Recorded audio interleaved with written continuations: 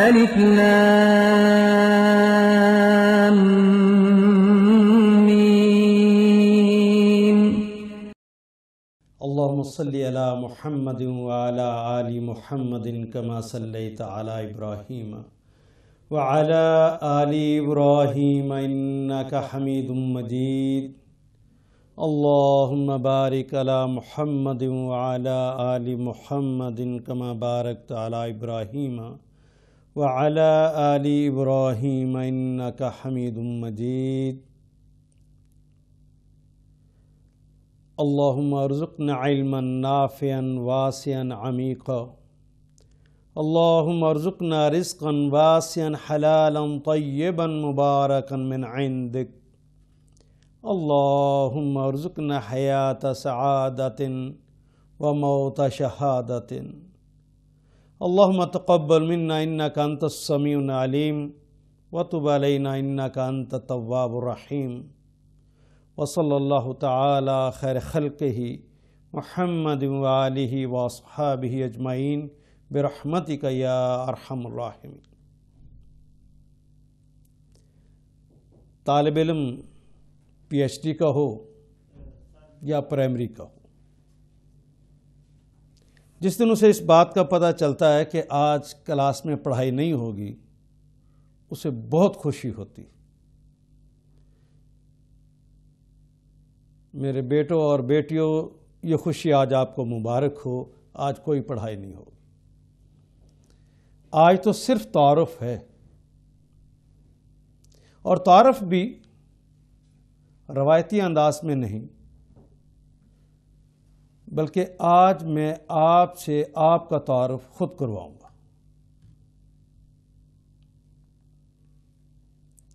آپ کے تعارف کا پہلا حصہ یہ ہے کہ آپ طالب علم ہیں۔ یقیناً زندگی کے مختلف گوشوں سے تعلق رکھنے والے لوگ آج یہاں میرے سامنے بیٹھے ہیں۔ ڈاکٹر، انجینئر ہوں گے، پروفیسرز ہوں گے، کاروباری حضرات ہوں گے، لیکن اس مجلس کے اندر آج آپ سب طالب علم ہیں۔ اور طالب علم کہتے ہیں ایسی ہستی کو جو علم کے حصول کے لیے کوششیں کرتی ہے، جستجو کرتی ہے، تگ و دو کرتی ہے، اور علم کے حصول کے لیے اپنا سب کچھ کھپا دیتی ہے۔ ایسی ہستی کو طالب علم کہتے ہیں۔ جو پارٹ ٹائم پڑھتا ہے وہ طالب علم نہیں ہوتا۔ طالب علم تو اس کا نام ہے جو اپنی ساری صلاحیتوں کو اس علم کے حصول کے لیے کھپا دیتا ہو۔ میرا قطعاً مقصد یہ نہیں ہے کہ وہ کھاتا پیتا نہیں ہے، وہ کاروبار نہیں کرتا، وہ تفریح نہیں کرتا۔ ہاں، وہ تفریح کرتا ہے، اس لیے کرتا ہے کہ میں تھک گیا ہوں، تر و تازہ ہو کر دوبارہ پڑھائی پہ لگ جاؤں گا۔ کمزور ہو گیا ہوں، کھانا کھا کے پھر دوبارہ قوت حاصل کروں گا، دوبارہ لگ جاؤں گا۔ سوتا ہے اس لیے کہ دوبارہ تازہ دم ہونا ہے، پھر سے لگنا ہے۔ اس طرح ہر وقت پڑھائی کے اندر جو مصروف رہتا ہے اسی کو طالب علم کہتے ہیں۔ اور یہ کلمہ علم بھی خود شعرا طلب ہے، جس کے معنی جاننا ہے۔ یہ علم دو طرح کا ہوتا ہے۔ ایک علم وہ ہے جسے علم نافع کہتے ہیں، اور دوسرا علم علم محض کہلاتا ہے۔ میں آپ کو ایک مثال کے ذریعے واضح کر دوں۔ ایک طالب علم ہے، اس نے ایم بی بی ایس کیا ہے، کنگ ایڈورڈ میڈیکل کالج سے کیا ہے، ڈسٹنگوش سے کیا ہے، اور ایک دوسرا آدمی ہے اس نے بھی ایم بی بی ایس کیا ہے۔ ایک آدمی کا ذہن یہ تھا کہ میں نے ایم بی بی ایس کر کے لوگوں کی خدمت کرنی ہے، لوگوں کا علاج کرنا ہے، لوگوں کے زخموں پر پھاہر رکھنا ہے، ان کا مرہم کرنا ہے، ان کا علاج کرنا ہے۔ اس لیے وہ تگ و دو کرتا ہے، وہ جستجو کرتا ہے، وہ علم کا حصول کرتا ہے۔ آپ کی یقیناً اس سے ملاقات ہوئی ہوگی۔ آپ ہی کے کسی علاقے کے اندر یہ شخص موجود ہوگا۔ یہ بسم اللہ الرحمن الرحیم کہہ کے جب نبض پہ ہاتھ رکھتا ہے تو یوں لگتا ہے کہ جس طرح آدھا مرض وہیں پہ چلا گیا۔ اور وہ دوسرا جس نے ڈسٹنگوش شہد لیا ہے اس کے ذہن کے کسی گوشے میں نہیں تھا کہ اس نے علم نافع کا حصول کرنا ہے، اس نے کسی کے فائدے کے لیے کام کرنا۔ اس نے کہا میرے ماں باپ نے میرے اوپر پیسے لگائے ہیں، اب میں نے پیسے کمانے ہیں، وہ پیسے کمانے کے لیے لگا ہوا ہے۔ یقیناً اس سے بھی آپ کی ملاقات ہوئی ہوگی، یہ بھی نبض پہ ہاتھ رکھتا ہے، لیکن یوں لگتا ہے اس نے مریض کے نبض پہ ہاتھ نہیں رکھا ہوا، مریض کی جیب میں ہاتھ رکھا ہوا ہے۔ یہ ڈاکٹر کم اور ڈاکو زیادہ لگتا۔ اس لیے طالب علم محمد رسول اللہ صلی اللہ علیہ وسلم جب بھی دعا فرمایا کرتے تو کہتے کہ اللہ مجھے علم نافع عطا فرمانا۔ صحابہ نے پوچھا یا رسول اللہ یہ علم نافع کیا ہوتا ہے؟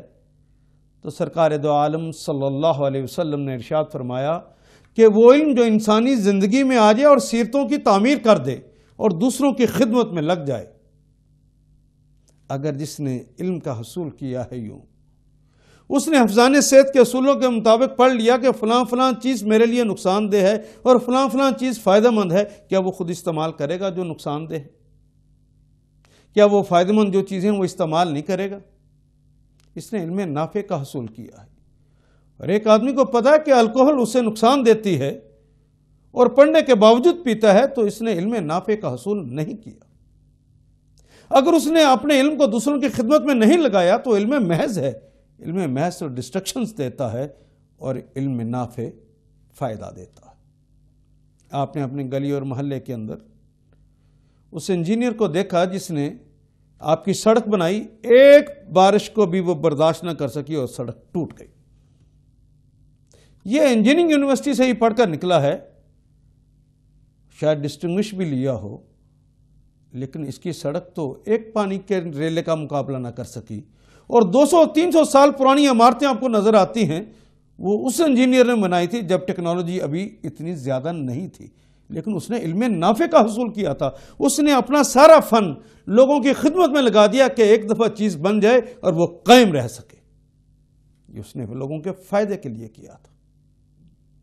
ایٹم بم بنا کے لوگوں نے ڈسٹرکشن دی ہے، تباہیاں دی ہیں، اور علم نافع والوں نے اسے انرجی کے حصول کا ذریعہ سمجھا اور مریضوں کا اس کے ذریعے علاج کیا۔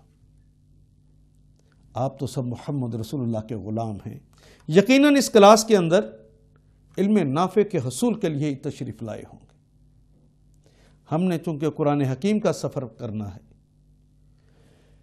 علوم تو فزکس ہو، کیمسٹری ہو، بایو ہو، یہ سارے ہی علوم ہیں، اور قرآن حکیم کا بھی علم ان سب کا سرتاج علم ہے، لیکن نیت صالح نہ ہو، نیت نافع کی نہ ہو، نیت علم محض کی ہو کہ لوگ کہیں گے اسے یہ علم بھی آتا ہے، لوگ کہیں گے بڑا پڑھا لکھا ہے، لوگ کہیں گے اسے قرآن کا ترجمہ آتا ہے۔ اگر اس نیت سے آئے تو علم نافع نہ ملے گا جب تک یہ نہ سوچ لیے اس سے میں نے اپنی زندگی کی سیرت کی تعمیر کرنا ہے، اس کو میں نے دوسروں کی سیرت کی تعمیر کے لیے لگانا ہے، اسے میں نے دوسروں کی خدمت کے لیے لگانا ہے۔ اگر آج اس سے قرآن حکیم سے پوچھا ہے کہ امی کے حوالے سے میرے کیا فرائض ہیں، ابو کے حوالے سے میرے کیا فرائض ہیں، تو اس کو سیکھ لینے کے بعد، اس علم کے حصول کے بعد، اس کا فائدہ آپ کے امی اور ابو کو ملنا چاہیے۔ ان کے سامنے آپ نے اف نہیں کیا تو اس کا فائدہ امی کو مل گیا ہے۔ یہ ساری تمہید جو میں نے آپ کے سامنے رکھی ہے وہ صرف اس لیے کہ قرآن کلاس میں آنے والے لوگوں، یہاں سے جو کچھ حاصل کرنا ہے گھر جا کے امی، ابو، بہن، بھائی، عزیز، رشتہ دار، محلے دار تک اس کا فائدہ پہنچا دینا ہے۔ اگر نہیں پہنچا تو یہ علم نافع نہیں ہے۔ اگر آپ اس علم کے حصول کے لیے تشریف لائے ہیں تو میں آپ کو مبارکباد دیتا ہوں، اور یقیناً آپ امت محمد ہیں، اسی لیے تشریف لائے ہوں گے۔ اور کوئی شخص اگر بڑے کام کے لیے جاتا ہے تو اس کا استقبال کیسے ہوتا ہے، ذرا اس کا پہ دیکھیے۔ کیا نام بیٹا آپ کا؟ فیصل۔ فیصل ابھی یہاں پر بیٹھے ہوئے وٹو صاحب بھاگے آئیں اور کہیں میرے آفس میں امام کعبہ کا فون آیا ہے، وہ کہتے ہیں فیصل کو بلا دیجیے، تو آپ کو خوشی ہوگی نا کہ مجھے امام کعبہ نے فون کیا ہے۔ اور امام کعبہ آپ بھاگے جائیں سننے کے لیے، تو امام کعبہ آپ سے فرمائیں کہ بیٹا یہ میرا ایک ضروری کام ہے، اسے کر کے کل مجھے اس کی رپورٹ کرنا، تو کیا کریں گے؟ آپ کام میں لگ جائیں گے، دل لگا کے کام کریں گے، اور اگلے دن اس کی رپورٹ کرنا ہے۔ اس حوالے سے آپ اچھی رپورٹ تیار کر کے ان کو پیش کریں گے۔ یہ رپورٹ پیش کرنے کے بعد جس کو پتا ہے اس کو تو پتا ہے، لیکن جس کو نہیں بھی پتا، فیصل صاحب بھاگے جائیں گے، لوگوں کو بتاتے پھریں گے، جناب میں کل کلاس میں بیٹھا ہوا تھا اور وٹو صاحب نے مجھے بتایا کہ میں ٹیلی فون آیا ہے امام کعبہ کا، انہوں نے مجھے ایک کام کہا، میں نے پھر وہ بھاگ بھاگ کے کام کیا اور کام کر کے میں نے دے دیا۔ کیا بتانا چاہتے ہیں لوگوں کو؟ خوشی ہوئی ہے نا، اس خوشی کا اظہار کر رہے ہیں نا، لوگوں بتانا جا رہے ہیں لوگوں میں عام آدمی نہیں ہوں، میرے تو امام کعبہ سے ڈائریکٹ تعلقات ہیں۔ اور صرف اتنا ہی نہیں، ان کے جاننے والے اور بھی ہیں، انہیں میری ذات پہ اعتماد ہے، اس لیے یہ کام انہوں نے مجھے کہا ہے اور میں نے کر کے ان کو دے بھی دیا ہے۔ خوشی سے بتاتے پھریں گے۔ میرے بیٹوں اور بیٹیوں، آپ جو سب لوگ یہاں تشریف لائے ہیں، آپ کسی امام کعبہ کے کہنے پہ نہیں آئے ہوئے، آپ کو امام المرسلین نے بھیجا ہے یہ بات کہہ کے کہ طلب العلم فریضۃ لکل مسلم و مسلمہ، ہر مسلمان مرد و زن پر علم کا حصول فرض ہے۔ آپ کس کے کہنے پر آئے ہیں یہاں پر؟ محمد رسول اللہ کے، امام کعبہ کے نہیں، امام المرسلین کے کہنے پر آئے ہوئے ہیں۔ اور امام المرسلین اگر آپ کو کوئی کام کہہ رہے ہیں تو آپ کی خوش قسمتی، آپ بھاگ بھاگ کر کام کیجئے اور اس کو سیکھیے، دل لگا کر اس کو سیکھیے، اس کام کو کیجئے کہ انہوں نے کہا ہے۔ اور کوئی آدمی یہ سمجھے کہ اس مجلس میں آج میں خود ہی آ گیا ہوں، نہیں، خود کوئی نہیں آیا۔ یہ ٹھیک ہے کہ بینرز بھی پڑھے آپ لوگوں نے، ایڈورٹائزمنٹ بھی سنی آپ نے، اس کی بنیاد پر آپ کہتے ہیں تو یہ تو ہزاروں اور لاکھوں لوگوں نے سنی تھی، لیکن آئے تو آپ حضرات ہیں، بستیوں سے چن چن کر میرے اللہ نے آپ کو بھیجا۔ آپ عام لوگ نہیں ہیں، اللہ کا انتخاب ہیں اور محمد رسول اللہ کے بھیجے ہوئے ہیں۔ اپنی قسمت پہ جتنا ہو سکتا ہے آج ناز کیجیے، آپ عام لوگ نہیں۔ آپ کا مقام یہ ہے کہ آپ طالب علم ہیں اور چنے ہوئے بھیجے ہوئے محمد رسول اللہ صلی اللہ علیہ وسلم کے اور چنے ہوئے میرے اللہ کے آپ منتخب افراد ہیں۔ اور اللہ جب کسی کو منتخب کرتے ہیں تو اس کے پیچھے کوئی مقصد ہوتا ہے، ایسے نہیں کرتے۔ اس دنیا کا نظام چلانا ہے،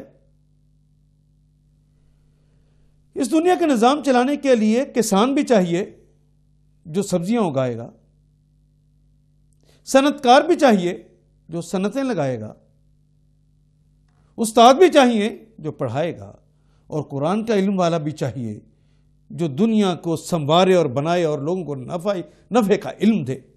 ایسے لوگ بھی چاہیے۔ اس علم کے ذریعے کل بھی اللہ جل شانہ نے لوگوں کو پوری دنیا کا اقتدار نصیب کر دیا تھا، اللہ آج بھی مسلمانوں کو فضلناکم علی العالمین کہہ کر یہ اقتدار پھر دینا چاہتے ہیں، جس کو آج کی زبان میں کہوں ورلڈ آرڈر پھر ملنے والا ہے۔ وہ اس لیے آپ کو بھیجا ہے، یہ بہت بڑا مقصد ہے، آپ اس کے لیے آئیں، یہ اس کی تیاری ہو رہی ہے۔ میرے بیٹوں اور بیٹیوں، جب کوئی آدمی کسی بڑے کا بھیجا ہوا جاتا ہے تو اس کا استقبال بھی ویسے ہوتا ہے۔ آئیے دیکھیے کہ آپ کا استقبال کیسے ہوا، جب آپ تشریف لائے تو آپ کا استقبال یہاں کیسے ہوا۔ میں یہ استقبال آپ کو محمد رسول اللہ صلی اللہ علیہ وسلم کی زبان اقدس سے سناتا ہوں۔ یقین اور اتقان سے دیکھیے کہ محمد رسول اللہ فرماتے ہیں کہ جب طالب علم کے حصول کے لیے گھر سے چل کر مکتب جاتا ہے اور مکتب سے چل کر جب تک وہ واپس اپنے گھر نہیں چلا آتا، رستے کے چرند پرند اور درندے درندہ جو انسانیت کا دشمن ہے، وہ درندے بھی، اور حیتان کا لفظ آتا ہے جس کے معنی سمندروں کے سارے جانور، ریت کے تمام ذرات، شجر و حجر اس کی سلامتی کے لیے دعائیں مانگتے۔ آپ وہ خوش قسمت ہیں جس کے لیے یہ ساری کائنات آپ کے لیے دعائیں کر رہی ہے۔ یہ خوش قسمتی کسی اور کو کبھی نصیب ہوئی؟ اور دیکھیے استقبال کیسا ہے، جب کوئی آتا ہے اسے زندہ باد کہتے ہیں نا۔ زندہ باد کے کیا معنی ہوتے ہیں؟ تو سلامت رہیے، سلامتی کے نعرے لگائے جا رہے ہوتے ہیں۔ گویا چرند پرند آپ کی سلامتی کے لیے دعائیں کرتے ہیں اور آپ کے لیے زندہ باد کے نعرے لگاتے ہیں۔ اور جس جگہ آپ تشریف لے آتے ہیں پڑھنے کے لیے، ذرا اس کو بھی دیکھیے کہ اس کا کیا مقام ہے۔ آپ اسے اینٹ اور پتھر کی بنی ہوئی عمارت مت سمجھیے، یہ بڑا حال۔ آئیے دیکھیں محمد رسول اللہ کیا فرماتے ہیں۔ بلکہ وہ میں عرض کروں کہ جب سرکار دو عالم صلی اللہ علیہ وسلم نے استقبال کے حوالے سے فرمایا تھا تو ایک جملہ میں اور اضافی بتاتا جاؤں کہ سرکار دو عالم صلی اللہ علیہ وسلم فرماتے ہیں کہ یہ طالب علم جب چل کے آ رہا ہوتا ہے تو آسمان کی نورانی مخلوق یعنی فرشتے زمین پر اتر آتے ہیں اور اس کے لیے اپنے پروں کو بچھا دیتے ہیں۔ یہ طالب علم ان پروں کے اوپر چل کر آتا اور جاتا ہے۔ اتنا بڑا احترام اور اتنا بڑا پروٹوکول اور اتنا بڑا استقبال آپ کا ہوتا ہے جب آپ طالب علم۔ خدا لگتی کہ یہ اگر آپ سچے طالب علم نہ رہے تو یہ اعزاز رہ جائے گا۔ فرشتے آپ کے قدموں میں اپنے پروں کو بچھائیں گے۔ یہ چرند پرند اور درندے آپ کے لیے کیا پھر دعائیں کریں گے، زندہ باد کے نعرے لگائیں گے؟ اور آئیے جس مقام پر آپ پہنچ گئے ہیں اس کو دیکھتے ہیں۔ نبی اکرم صلی اللہ علیہ وسلم صحابہ کے درمیان ایک دن بیٹھے ہوئے تھے، فرمانے لگے یا صحابتی اذا مروا بریاض الجنہ فارتاحوا۔ صحابہ کبھی جنت کے باغوں میں سے کسی باغ میں تمہارا گزر ہو تو خوش ہو جایا کرو۔ صحابہ نے عرض کی یا رسول اللہ فداک ابی و امی این ریاض الجنہ یا رسول اللہ، ہمارے ماں باپ آپ پہ قربان ہوں، اے رسول اللہ یہ بتائیے بھلا اس دنیا میں جنت کے باغ کہاں؟ ہم تو چاہتے ہیں کہ مرنے کے بعد جنت کا کوئی ٹکڑا نصیب ہو جائے، بھلا اس دنیا میں جنت کے باغ کہاں؟ سرکار دو عالم صلی اللہ علیہ وسلم نے ارشاد فرمایا کہ وہ مجلسیں جہاں علم دیا جاتا ہے اور وہ مجلسیں جہاں ذکر کیا جاتا ہے یہ جنت کے باغوں میں سے باغ ہے۔ اللہ آپ کو یہ جنت کا باغ مبارک کرے۔ تو جنت کے باغ میں جب آپ آئیں گے تو خوش ہو کر آئیں گے یا کہ دیر دیر سے آیا کریں گے؟ آپ کا دل یہاں لگا رہے۔ وہ کون مومن ہے جس کا دل یہ چاہتا ہو کہ میں جنت کے باغ سے اٹھ کر چلا جاؤں؟ دل لگا کر اس باغ میں بیٹھیے، علم کا حصول کیجیے۔ ہاں ایک جملہ میں اور اس حوالے سے کہتے ہوئے آگے بڑھوں۔ ہمارے دین کی تو ابتدا ہی لفظ اقرا سے ہوئی ہے، پڑھیے، ہم نے تو پڑھنا ہے۔ جبریل امین نے جب آ کے محمد رسول اللہ صلی اللہ علیہ وسلم سے یہ کہا کہ اقرا یا محمد، اے نبی محترم پڑھیے، تو جواب میں نبی اکرم صلی اللہ علیہ وسلم نے ارشاد فرمایا تھا ما انا بقاری، نہیں پڑھوں گا۔ یہ ماں کا کلمہ با کے ساتھ جب آتا ہے تو اس کا مطلب انکار کرنا ہوتا ہے۔ یہ جو ہم ترجمہ کرتے ہیں نا کہ میں پڑھا لکھا نہیں ہوں، آپ دیکھیے کہ اگلے ہی جملے کے اندر جب جبریل امین سینے سے لگاتے ہیں اس کے بعد رسول اللہ پڑھ رہے ہوتے ہیں۔ سیاق و سباق کے اعتبار سے بھی وہ ٹھیک نہیں ہے۔ اس کا صحیح ترجمہ یہی ہے کہ رسول اللہ صلی اللہ علیہ وسلم نے باقاعدہ انکار کر دیا کہ نہیں پڑھوں گا، ما انا بقاری، نہیں پڑھوں گا۔ جبریل امین نے دوبارہ کہا اقرا یا محمد، پھر آپ نے یہی کہا ما انا بقاری، 3 دفعہ کہنے کے بعد چوتھی دفعہ جب کہا تو آپ نے اس جملے کو دہرا دیا. کہا چوتھی دفعہ انہوں نے کہا اقرا بسم ربک الذی خلق. ان کے نام سے پڑھیے جنہوں نے آپ کو پیدا کیا ہے. تو کہا ہاں اب پڑھ لیتا ہوں, اور اس جملے کو آپ نے دہرا دیا. یہ ہمارے لیے سبق تھا کہ کہنے والا کوئی بھی ہو, اگر وہ کہے کہ میں یہ کہتا ہوں تو اس کو کہے ہم تیری بات سننے نہیں آئے, ہمیں تو بتا کہ ہمارے اللہ کیا کہتے ہیں. اور محمد رسول اللہ چونکہ وہی بات کہتے ہیں جو اللہ کہتے ہیں, اس لیے جو رسول اللہ نے کہا ہے ہمیں وہ بات سنا, ہم تیری باتیں سننے نہیں آئے.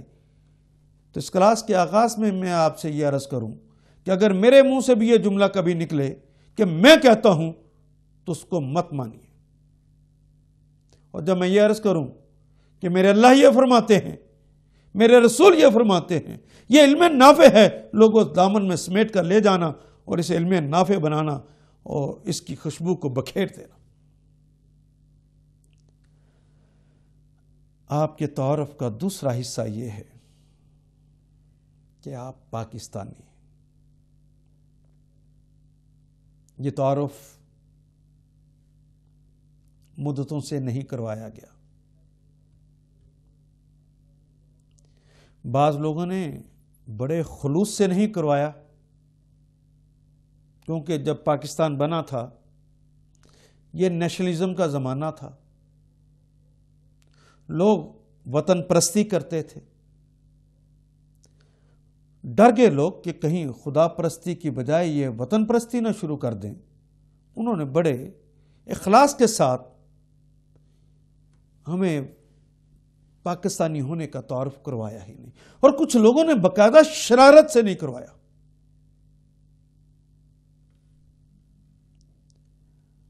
جس کی وجہ سے آج ہم پاکستانی نہیں رہ گئے.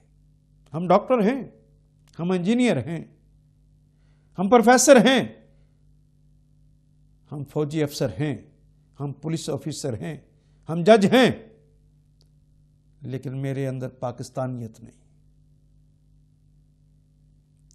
میں اپنے وقت کو بچانے کے لیے مختصر انداز میں آپ کو تعارف کراتا ہوں کہ آپ پاکستانی.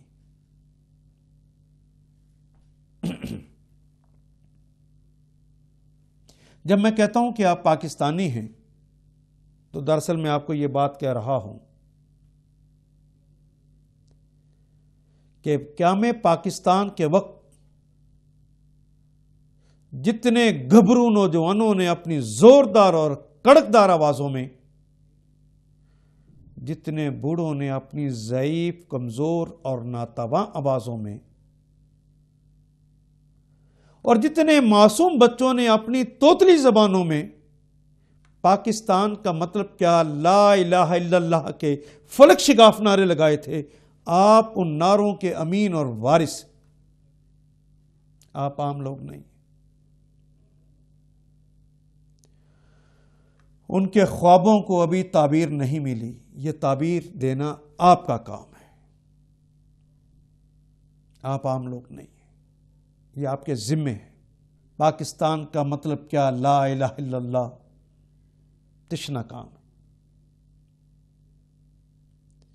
جب میں کہتا ہوں کہ آپ پاکستانی ہیں تو دراصل میں آپ کو یہ بات یاد دلا رہا ہوں کہ قیام پاکستان کے وقت جتنے کھلیانوں کو جلا دیا گیا تھا, جتنے تجارتی مراکز کو لوٹ لیا گیا تھا, جتنے گھروں کو نظر آتش کر دیا گیا تھا, اور جتنی املاک کو لوٹا گیا تھا, اس سارے مالی خسارے کے آپ امین اور وارث ہیں. آپ عام لوگ نہیں.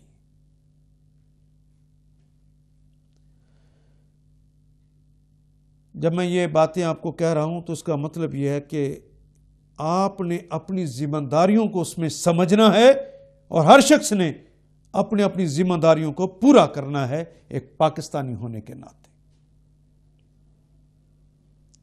جب میں کہتا ہوں کہ آپ پاکستانی ہیں تو دراصل میں آپ کو یہ بات کہہ رہا ہوں کہ قیام پاکستان کے وقت جتنے گبرو نوجوانوں کو شہید کر دیا گیا تھا, جتنے بوڑھوں کو خاک و خون میں نہلا دیا گیا تھا اور جتنے معصوم بچوں کو نیزے کی انیوں پر چڑھا دیا گیا تھا،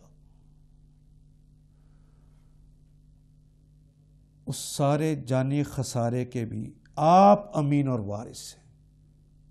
پاکستان کا دفاع آپ پہ فرض ہے، ایک ایک پاکستانی کا دفاع آپ پہ فرض۔ جب میں کہتا ہوں کہ آپ پاکستانی ہیں تو دراصل میں آپ کو وہ مناظر یاد کرا رہا ہوں جب قیام پاکستان کے وقت جو لوگ ریلوے اسٹیشنوں کے ذریعے آئے تھے، ٹرینوں کے ذریعے آئے تھے، وہ اس بات کی گواہی دیں گے۔ اور آپ اپنے بزرگوں سے گھر جا کے پوچھئے، ایک ریلوے اسٹیشن ایسا نہیں تھا جس کی دیواروں کے اوپر نوجوان بچیوں کے پستان کاٹ کر پاکستان مرد آباد کا لفظ نہ لکھا گیا۔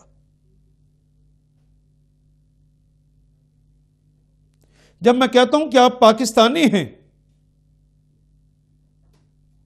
تو دراصل میں آپ کو یہ بات یاد دلا رہا ہوں کہ قیام پاکستان کے وقت ایک شہر صرف امرتسر سے 40,000 نوجوان بیٹیوں کو، جن کو خوبصورتی اور نوجوانی کی بنیاد پر چھانٹ کر الگ کر لیا گیا تھا اور کلکتہ کے بازار حسن میں جا کر جنہیں بٹھا دیا گیا تھا، 59 سالوں سے جو ہندو اور سکھوں کو جنم دے رہی ہیں، بوڑھیاں ہو گئی ہیں، ہر روز اپنے رب کے حضور دعائیں مانگتی ہیں کہ رب کائنات، کیا پوری کائنات میں کوئی ابن قاسم نہیں رہ گیا جو ہماری عزتوں کی حفاظت کر سکے،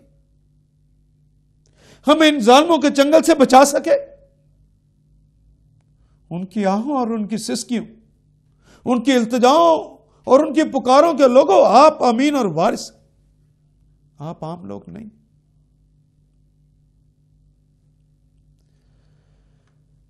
مجھے اس لمحے ایک بابا جی کو بھی یاد کرنا ہے۔ بابا جی پیدل قافلوں کے ساتھ ہجرت کر رہے تھے پاکستان کی طرف، رستے میں ہندوؤں اور سکھوں کے حملے ہوتے، شہیدوں، بیواؤں اور یتیموں کی تعداد میں اضافہ ہو جاتا اور قافلہ چھوٹا ہو جاتا۔ جب حملہ ہوتا تو بابا جی دعا کے لیے ہاتھ اٹھا دیتے اور کہتے کہ رب کائنات، تو جانتا کہ زندگی کی کوئی چاشنی باقی نہیں رہ گئی، بیوی شہید، بچے شہید، گھر لٹ گیا، اب کوئی چاشنی نہیں رہ گئی، لیکن تجھ سے میں زندگی کی بھیک مانگتا ہوں، ذرا اس پاکستان پہنچ لینے دینا مجھے جس کے بارے میں قائد اعظم نے کہا ہے کہ اسلامی فلاحی مملکت بننے والی ہے، جہاں سب لوگ آزاد ہوں گے، کوئی کسی کا استحصال نہ کرے گا، کوئی کسی کو لوٹے گا نہیں، کوئی کسی سے زیادتی نہ کرے گا۔ یا اللہ، آزادی کی ایک سانس تو لے لینے دینا، مجھے اس ملک تو پہنچ لینے دینا۔ حملہ ہوتا تو بابا جی پھر دعا کے لیے ہاتھ اٹھا دیتے، رب ذوالجلال والاکرام، میں تجھ سے زندگی کی بھیک مانگتا ہوں، بس اتنے لمحوں کے لیے کہ اس مملکت میں مجھے ذرا جا لینے دینا جس کے بارے میں نواب بہادر یار جنگ نے ہمارے محلے میں تقریر کرتے ہوئے یہ کہا تھا کہ مدینہ منورہ کے بعد پہلی اسلامی مملکت بننے والی ہے۔ یا اللہ، اس پہلی اسلامی مملکت کے اندر ایک سانس تو لے لوں جس کے اندر کہا گیا تھا کہ اذانیں ہو جائیں گی تو لوگ اپنی دکانوں کو کھلا چھوڑ کر چلے جائیں گے اور لوٹ کا کوئی ڈر نہ ہوگا۔ ایسا خوبصورت پاکستان۔ بابا جی چلتے چلتے ایک جگہ ٹھوکر لگی، گر گئے، اور آپ کو پتہ ہے ٹھوکر لگے تو بزرگ آدمی پکڑنے کی کوشش کرتا ہے، کوئی چیز ہاتھ نہ آئی تو زمین کے اوپر گرے تو ریت ہی ہاتھ آئی، اٹھانے والوں نے اٹھایا اور بتانے والوں نے بتایا کہ بابا جی مبارک ہو، جانتے ہیں کہاں پہنچ گئے؟ یہ ریت جو آپ کے ہاتھوں میں آئی ہے کہاں کی ریت ہے؟ پوچھا کہاں کی ریت، کہاں پہنچ گئے؟ کہا مبارک ہو، ہم لاہور پہنچ گئے، یہ راوی کی ریت ہے۔ بابا جی نے اپنی مٹھیاں کھولیں، ریت کو چوما اور جان جانا ہے پھر کے سپرد کر دی۔ میں اللہ کا لاکھ لاکھ شکر ادا کرتا ہوں، بابا جی اس دن فوت ہو گئے، وہ شہید ہو گئے۔ مجھ بدقسمت کی طرح زندہ ہوتے تو دیکھتے کیا خواب سجا کر آئے تھے کہ وہ پاکستان جہاں ان کا خیال تھا کہ امان مل جائے گی، کوئی استحصال نہ ہوگا، وہاں چودھری وڈیرے اور خاقان اس کا استحصال کرتے۔ وہ انہوں نے خاک اور خون کا وہ دریا عبور کیا تھا، انہوں نے لوگوں کو کٹتے اپنی آنکھوں سے دیکھا تھا، لیکن وہ مارنے والے تو ہندو اور سکھ تھے۔ وہ تو لاہور کی گلیوں کے اندر دیکھتے ہیں کہ مسلمان کا گلا کاٹتا، اپنوں سے اپنائیت کی بجائے بیگانوں سے اپنائیت کا اظہار کرتا ہے، دوسروں کا کہنے پر اپنوں کو قتل کرتا ہے۔ انہوں نے عزتوں کو لوٹتے دیکھا تھا وہاں پہ، لیکن وہ عزتیں لوٹنے والے ہندو اور سکھ تھے۔ بابا جی کا کلیجہ پھٹ نہ جائے کہ وہ لاہور کے اندر دیکھیں کہ مومنہ کی عزت کو لوٹنے والا کلمہ گو مسلمان ہی۔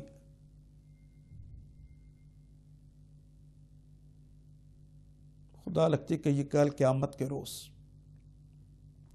حشر کے میدان میں اللہ جل شانہ فیصلے فرمانے لگیں، دور سے ایک نوجوان بیٹی بھاگی ہوئی آئے اور عرض کرے کہ بار الہ ضرور فیصلے فرمائیے، لیکن میری بپتا تو سن لیجئے۔ اذن ملنے پر وہ عرض کرے کہ بار الہ جب پاکستان بنا تھا میرے سامنے میرے گھبرو بھائیوں کو شہید کر دیا گیا، میں خاموش رہی، میرے امی ابو میرے سامنے خاک کے اندر تڑپتے رہ گئے۔ رب ذوالجلال والاکرام، میں بولی تک نہیں، میرے محبوب شوہر کے میرے سامنے ٹکڑے ٹکڑے کر دیے گئے، میں نے اپنے ہونٹوں کو سی لیا تھا، میری گود میں میرے محبوب شوہر کی نشانی معصوم بچہ تھا، سکھوں کا جتھا آیا، اس نے اسے فضا میں لہرا دیا، جب وہ نیچے آ رہا تو اس کے نیچے نیزے کی انیاں کر دیں، جب نیزے کی انیاں کے اندر وہ پرویا جا رہا تھا، اس نے میری طرف دیکھ کر اماں اماں پکارا، میں نے سینے پر پتھر رکھ لیے، میں نے اسے پاکستان کی قیمت جانا تھا، کل کائنات میرے پاس میری عزت رہ گئی، سکھوں نے اسے بھی لوٹ لیا، ہم سب کچھ لٹا کر پاکستان بنا کر ان لوگوں کے حوالے کر کے آئے تھے۔ اگر انہوں نے آپ کی طرف اشارہ کر کے کہہ دیا کہ ان لوگوں کے حوالے کر کے آئے تھے پاکستان، ان سے پوچھ کے میرا مشرقی پاکستان کہاں ہے، تو کیا آپ اس کا مشرقی پاکستان دے سکیں گے؟ لوگوں یہ سوال تو ہو جانا ہے، اس کا مشرقی پاکستان کہاں سے دو گے؟ میں نے اسی حوالے سے آپ کا یہ دوسرا تعارف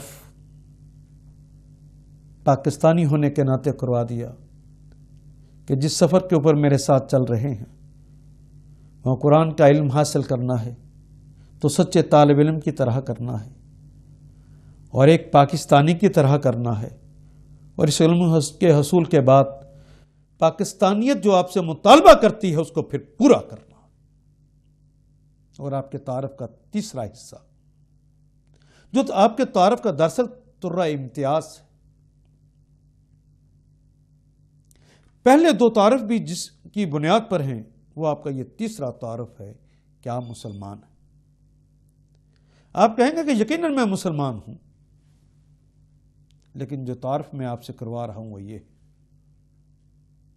بہت ہی مختصر انداز میں اگر یہ تعارف کرواؤں تو میرے بیٹے اور بیٹیوں، محمد رسول اللہ صلی اللہ علیہ وسلم کو جو اس دنیا میں بھیجا گیا تھا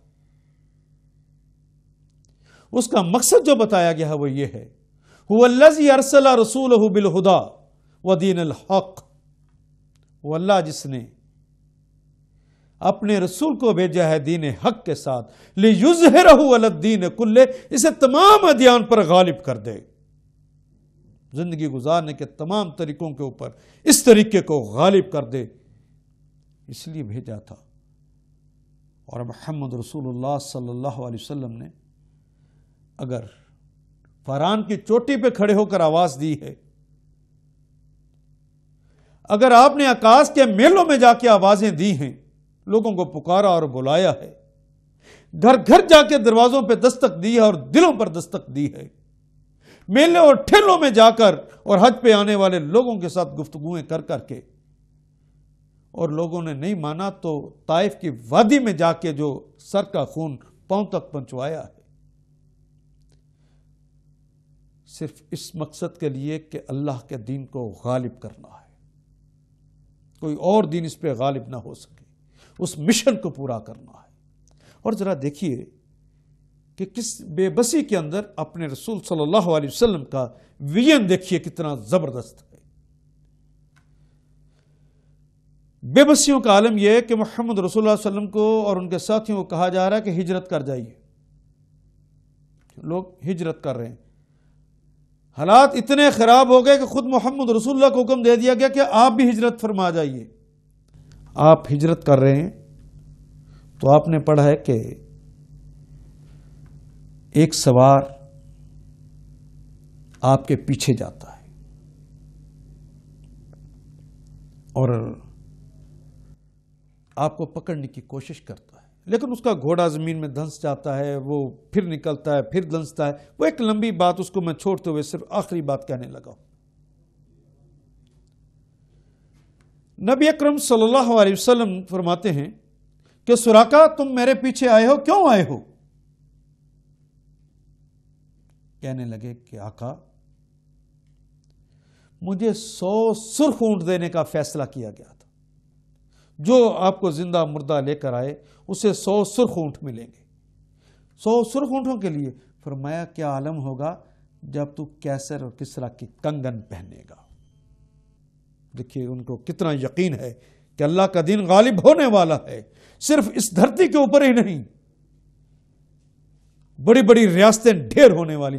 یہ جو کنگن ہے یہ امارت کی نشانی نہیں ہے، یہ اس زمانے میں بادشاہت اور حکمرانی کی نشانی کہ میرے غلام ان سارے علاقوں کے اندر حکمرانی کریں گے، دین غالب ہوگا۔ اور جب مدینہ منورہ بھی گئے، غزوہ احزاب کے اندر آپ نے دیکھا کہ غزوہ احزاب کے اندر بھی نبی اکرم صلی اللہ علیہ وسلم وہ حکم دیا کہ خندق کھودنا ہے، خندق کھودی جا رہی ہے۔ ایک آدمی نے کدال ماری، کدال اچھل گئی، طاقت سے لگی نہیں تھی۔ پوچھا کیا معاملہ ہوا؟ اس نے اپنے پیٹ سے کپڑا اٹھا کر کہا کہ آقا اس جہاد کے اندر عالم یہ ہو گیا ہے کہ بھوک کی وجہ سے میں نے تو پتھر باندھ رکھا ہے۔ اور محمد رسول اللہ صلی اللہ علیہ وسلم نے اپنے کپڑے کو اٹھایا تو وہاں پہ 2 پتھر بندھے ہوئے تھے۔ کہا کہ اکیلا تو بھوکا نہیں ہے، تیرا رسول بھی بھوکا ہے۔ بھوکا یہ عالم تھا۔ اور اندر کی کیفیت اور باہر کی کیفیت، باہر تو سارے احزاب، یعنی آج کی زبان میں گفتگو کروں تو سارے اتحادی اکٹھے ہو کے آ گئے تھے، اور اندر کی صورتحال یہ کہ بنی قریظہ نے یہ فیصلہ کر لیا ہوا تھا کہ ہم غداری کریں گے اور پھر نبی صلی اللہ علیہ وسلم کی فلاں بیٹی کو اور فلاں صحابی کی فلاں بیٹی کو فلاں لے گا، یعنی عورتوں کی تقسیم بھی لونڈیاں بنانے کے لیے بدبختوں نے یہ فیصلے بھی کر رکھے تھے۔ اتنی کمزوریوں کا عالم ہے۔ سرکار دو عالم جب پہلی کدال مارتے ہیں تو کہتے ہیں مجھے یمن کے باغات دکھا دیے گئے، فتوحات یمن تک ہوں گی۔ دوبارہ ماری تو کہا مجھے روم کے محلات دکھا دیے گئے، خوشخبری دے دی کہ روم بھی فتح ہوگا۔ اور یاد رہے کہ روم اس زمانے کی سب سے بڑی مملکت تھی، جسے آج کی زبان میں کہیں کہ سپر پاور تھی۔ یہ سپر پاور بھی مسلمانوں کے قدموں میں ڈھیر ہونے والی ہے اور اسلام غالب ہونے والا ہے۔ اس کے لیے خود سرکار دو عالم صلی اللہ علیہ وسلم نے اتنی تکلیفیں اٹھائیں کہ آقا ہی کا جملہ ہے کہ اللہ کی راہ میں اتنی تکلیفیں کسی اور نبی نے نہیں اٹھائیں جتنی تکلیفیں مجھے اٹھانا پڑے۔ آپ نے جسمانی بھی اور روحانی بھی تکلیفیں اٹھائیں۔ طائف کی وادی آپ کو یاد ہے، اور محمد رسول اللہ صلی اللہ علیہ وسلم شب ابی طالب کے اندر جس طرح رہے ہیں وہ بھی آپ کو یاد ہوگا کہ حضرت ابو ہریرہ ابھی مسلمان نہیں ہوئے تھے اس زمانے میں، ان کو ایک صحابی نے یہ سارا واقعہ سنایا کہ جب ہم شب ابی طالب میں بند تھے تو جس کے پاس کھانے کی چیزیں تھیں وہ ایک جگہ اکٹھی کر دی گئیں، نبی صلی اللہ علیہ وسلم نے اسے تقسیم کرنے کا سلسلہ شروع کیا، تھوڑا تھوڑا کر کے دیتے۔ تو میں نے کہا تو آپ کے اوپر تو بڑا کٹھن مرلہ آ گیا ہوگا، حضرت ابو ہریرہ نے کہا۔ تو انہوں نے کہا نہیں ابھی تو ہم کٹھن مرلہ نہیں ہے، ہم تو بڑے آرام سے تھے۔ کہا پھر ایک زمانہ ایسا آیا کہ وہ سارے کا سارا خزانہ ختم ہو گیا، اناج ختم ہو گیا۔ کہا تو پھر بڑا کٹھن مرحلہ آ گیا ہوگا۔ کہا نہیں کٹھن مرحلہ ابھی تو درختوں کے پتے موجود تھے، پھر ہم درختوں کے پتے توڑ توڑ کر کھاتے، حاجت کی جگہ مینگنیاں ہوتی۔ کٹھن مرحلہ تو اس دن آیا جب وہ درختوں کے پتے بھی ختم ہو گئے۔ پھر ہم میں سے ایک صاحب نے اپنے جوتے کے نیچے سے چمڑا نکالا، اسے پانی میں بھگویا، نرم کر کے ہم منہ میں رکھ کے چوستے، لیکن ہائے ان معصوم بچوں کا کیا کرتے جو اس کو چوس بھی نہیں سکتے تھے، اور ماں کی چھاتیوں سے دودھ تو کب کا خشک ہو چکا تھا، وہ بلک بلک کر روتے تھے۔ خدا کی قسم ہم میں سے کسی نے اس عالم کے اندر محمد رسول اللہ کا ساتھ نہیں چھوڑا۔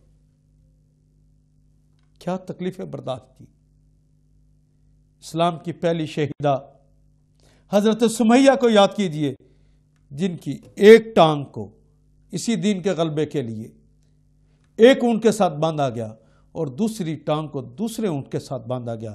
ابو جہل لئی نے اونٹوں کو مخالف سمتوں میں بھگا دیا اور ان کی شرمگاہ میں نیزہ مارا اور آپ تو لخت ہو گئی۔ اور قرآن کو پڑھانے والے اس خبیب بن عدی کو یاد کیجئے، جس نے دین کے غلبے کے لیے، دین کو، قرآن حکیم کو عام کرنے کے لیے جب بنی حذیل جا کے پڑھانا شروع کیا تو انہوں نے اسے گرفتار کر لیا۔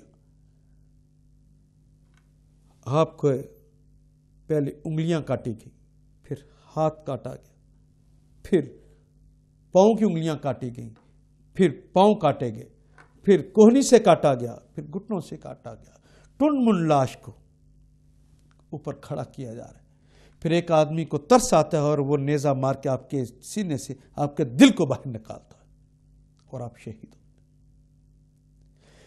کس کس قربانی کا تذکرہ کیا جائے؟ خدا لگتی کہیے کہ کل قیامت کے روز حشر کا میدان میں اللہ رب ذوالجلال والاکرام عدل فرمانے لگیں، این اسی لمحے حضرت سمیہ اپنے دونوں حصوں کو اٹھا کر، جسم کے دونوں حصوں کو اٹھا کر حاضر ہو جائیں، یا حضرت خبیب بن عدی رضی اللہ تعالیٰ عنہ وہ اپنے جسم کے ٹکڑوں کی گٹھری باندھ کر لے آئیں اور کہیں کہ رب ذوالجلال والاکرام، ہم نے اور ہمارے رسول علیہ السلام نے کوئی ایک قربانی ایسی نہیں ہے جو نہ دی ہو، لیکن چند سالوں کے اندر پورے مدینہ منورہ کے اندر تیرے دین کو قائم کر دیا۔ نہ صرف مدینہ منورہ کے اندر کیا، چند سالوں کے اندر مکہ بھی فتح کر لیا، اور صرف مکہ ہی فتح نہیں کیا ہم نے، پھر اس کے بعد 40,000 مربع میل کے اندر تیرے دین کی حکمرانی کو قائم کر دیا، اور ان کے بعد آنے والوں نے 40 لاکھ مربع میل کے اندر تیرے دین کا نفاذ کر دیا۔ 3.5 بر اعظموں کے اندر ہم نے حکومت کی، قلب فرانس تک ہم پہنچے۔ رب ذوالجلال والاکرام ذرا ان پاکستانیوں سے تو پوچھ جنہیں 47 میں پاکستان بنا کر دے دیا گیا تھا، کہ آپ نے اس سوال کا جواب تیار کر لیا؟ میری آج کی کلاس اختتام پذیر ہو رہی ہے۔ میں نے آپ کا جو تعارف 3 حوالوں سے کروایا ہے، اگر آپ نے سچے طالب علم کے طور پہ پڑھنا ہو، سچے پاکستانی کے طور پر اپنا کردار ادا کرنا ہو، اور سچے مسلمان کے طور پر کردار ادا کرنا ہو، تو کل میری کلاس میں تشریف لائیے، میں اس قرآن حکیم کو آپ کو پڑھاؤں گا انشاءاللہ، جس کے بعد دنیا کے اندر غلبہ نصیب ہوتا ہے۔ پہلے بھی اسی کی بنیاد پر غلبہ نصیب ہوا تھا، آج بھی اسی کی بنیاد پر ہوگا۔ اور قرآن حکیم خود کہتا ہے جب قوم بسے پشت ڈال دیتی ہے قرآن حکیم کو تو اللہ بھی انہیں ذلت اور رسوائیوں کے حوالے کر دیتا ہے، کار مذلت میں گر جاتی ہے وہ قوم، اور اللہ اٹھاتا بھی تو اسی بنیاد پر ہے۔ آئیے ہم فیصلہ لیکن کر کے آئیے، جو لوگ کل فیصلہ کر کے آئیں گے میں انہیں خوش آمدید کہوں گا۔ اللہم صلی علی محمد وعلی آل محمد کما صلیت علی ابراہیم وعلی آل ابراہیم انک حمید مجید۔ اللہم بارک علی محمد وعلی آل محمد کما بارکت علی ابراہیم وعلی آل ابراہیم انک حمید مجید۔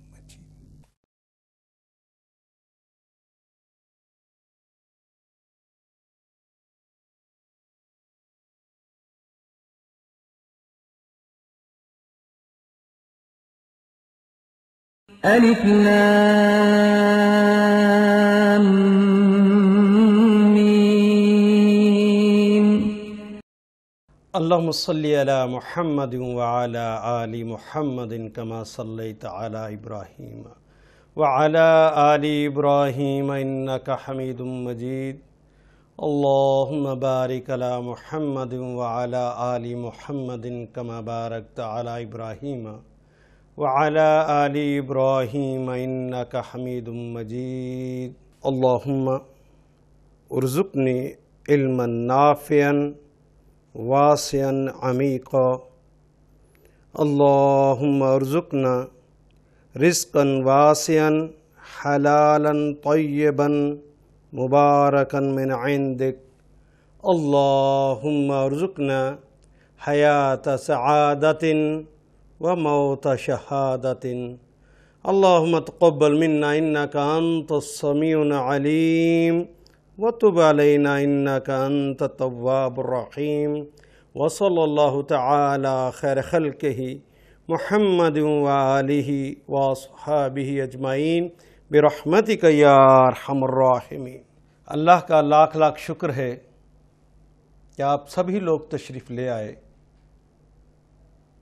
گویا آپ نے اس بات کا اعلان کر دیا ہے کہ اس کلاس کو آپ بحیثیت سچے طالب علم کے پڑھیں گے، سچے پاکستانی کے پڑھیں گے اور سچے مسلمان ہونے کے ناطے پڑھیں گے، اور پھر اپنی ذمہ داریوں پر کھڑے ہو جائیں۔ آپ نے مجھے جیت لیا ہے، گویا آپ کا عزم پختہ ہے، میں اس پر پھر اللہ کا شکر ادا کرتا ہوں۔ اس سے پہلے کہ ہم کلاس کا آغاز کریں، قرآن حکیم کو پڑھنے کا جو نسخہ ہے پہلے میں وہ آپ کو بتا دوں کہ پڑھنا کس طرح۔ آپ کو بہت عربی آ جائے، آپ کو گرامر آ جائے، اس سے آپ کو قرآن حکیم کا ترجمہ کرنا آ جائے گا؟ نہیں، ایسا نہیں ہوتا۔ النحو لیس لتحصیل اللغہ بل لتحسین اللغہ، عرب کہتے ہیں کہ گرامر تو زبان کو سیکھنے کے لیے نہیں ہوتی بلکہ زبان کی خوبصورتی کے لیے ہوتی ہے۔ پہلے زبان سیکھیں، اور لغہ بالممارسہ زبانیں تو مشق سے آتی ہیں،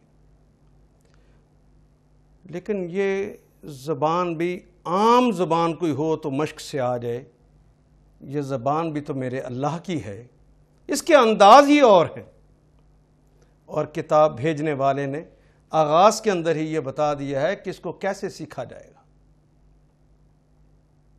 ایک اس کا روحانی طریقہ ہے اور دوسرا اس کا فزیکل طریقہ ہے، دونوں میں آپ کے سامنے عرض کر دیتا ہوں۔ اعوذ باللہ السمیع العلیم من الشیطان الرجیم، بسم اللہ الرحمن الرحیم۔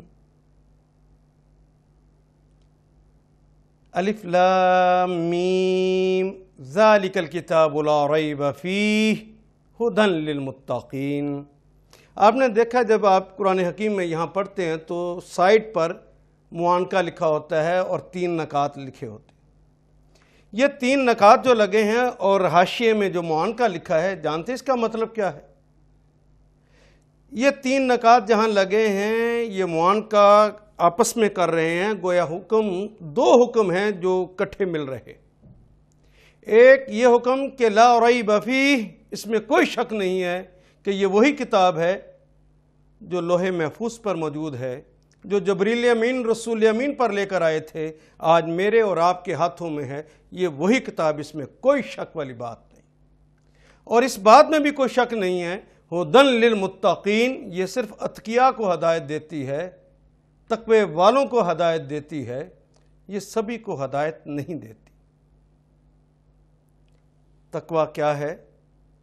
ہر وہ شخص جو قرآن حکیم کو اس انداز میں پڑھتا ہے کہ یہ کتاب اللہ میں پڑھوں، اس لیے پڑھوں کہ جو مجھے کام کرنا ہے اس سے رہنمائی مل سکے۔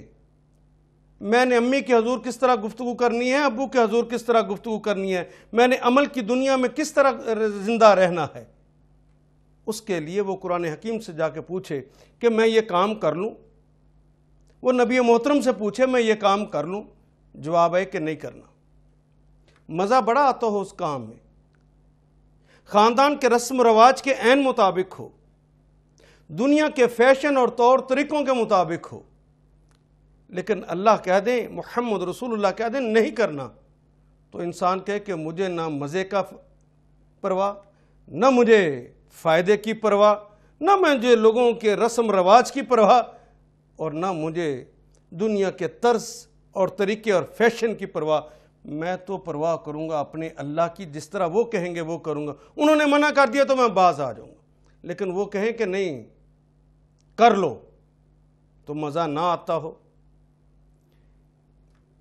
گھر فائدہ نہ ہوتا ہو، گھر کے رسم رواج بھی کہتے ہوں نہ کرو، دنیا کے فیشن اور طور طریقے بھی کہتے ہوں مت کرو، لیکن اللہ کہتے ہیں کر لو۔ جو یہ روش اپنائے کہ میں تو اللہ کی پرواہ کروں گا، کسی کی نہیں کروں گا، اس کے مطابق زندگی گزاروں گا، جس نے یہ روش کو اپنایا ہے اس نے تقوی کی روش کو اپنایا ہے، اور ایسے شخص کو متقی کہتے ہیں۔ جو یہ قرآن حکیم سے پوچھ کر اپنی زندگی گزارنے کا فیصلہ کرتا ہے، یہ کتاب اللہ صرف اس کو سمجھ آتی ہے، دوسروں کو نہیں آتی۔ آپ جتنی بھی عربی پڑھ لیں گے آپ کو اتنی عربی نہیں آ سکتی جتنی خود عربوں کو آتی ہے۔ کیا عربوں کو قرآن حکیم سمجھ آ گیا؟ میں نے 9 سال تک عربوں کے اندر ہی پڑھا ہے، اور خود عربوں کو دیکھا ہے کہ وہ نہ صرف یہ کہ فیل ہوتے ہیں تفسیر کے اندر قرآن حکیم کے مادے میں، بلکہ میں نے ان کو 0 لیتے دیکھا۔ اس سے نہیں یہ سمجھ آتا، یہ تو صرف تقوی کی بنیاد پہ سمجھ آتا ہے۔ شاید آیت نمبر 26 ہے سورہ بقرہ ہی کی، رب ذوالجلال والاکرام اس کو دوبارہ کہتے ہیں کہ یہی وہ کتاب مبین ہے جس سے ہم لوگوں کو ہدایت دیتے ہیں، اور یہی کتاب مبین ہے جس سے بہت سارے لوگ گمراہ ہو جاتے ہیں۔ وَمَا يُضِلُّ بِهِ إِلَّا الْفَاسِقِينَ، اور نہیں گمراہ ہوتے سوائے ان کے جو فاسق ہیں۔ یہ فاسق کی ٹرم اسلام میں تقوی کے مقابل پر آئی، اور فاسق اس کو کہتے ہیں جو دل کی اتھاہ گہرائیوں سے اللہ اس کے رسول کی اتھارٹی کو تو مانتا ہو کہ وہ مجھے کسی کام کرنے کا حکم دے سکتے ہیں یا کسی کام سے روک سکتے ہیں، لیکن عمل کی دنیا میں وہ اللہ اس کے رسول کی مرضی اور منشا پوچھے بغیر اپنی مرضی یا کسی کی مرضی کے ساتھ وہ کام کر لیتا ہو، وہ فاسق ہے۔ یہ کتاب اللہ اسے نہیں سمجھ آتی۔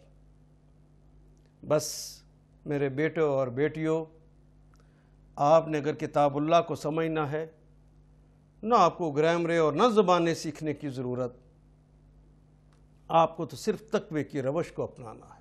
یہ فیصلہ بھی کر لیجئے کہ کتاب اللہ سے پوچھ کر ہم نے زندگی گزارنا ہے، تو اللہ آپ کو ٹائٹل دے دیں گے کہ یہ متقی ہے، اور پھر کتاب اللہ تو آپ کو سمجھ آ جائے گی۔ یہ اللہ کا کلام ایسا معجزاتی کلام ہے کہ جب آپ اسے پڑھیں گے تو آپ دیکھیں گے کہ 98% کلمات یہ آپ کی زبان بن جائے گا۔